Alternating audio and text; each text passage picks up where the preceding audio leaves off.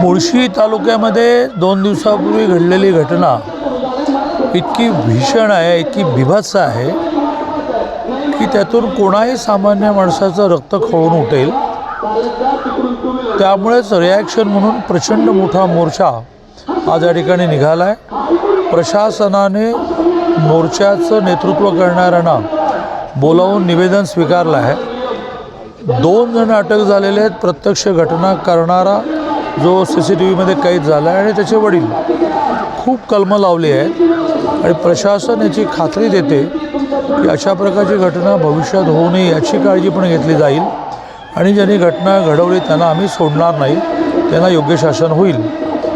आंदोलकांची आणखीन एक मागणी आहे की गावागावांमध्ये प्रचंड मोठ्या संख्येने बाहेरून लोक नोकरीसाठी आलेले आहेत, व्यवसायासाठी आलेले आहेत. ते धोकादायक आहे आणि शुक्रवारच्या नमाजला तर गावात घरं 10 असतात आणि 5,000 लोक नमाजला येतात. कायद्याच्या चौकटीत राहून याला प्रतिबंध कसा करता येईल असं पोलीस प्रशासन प्रयत्न करेल.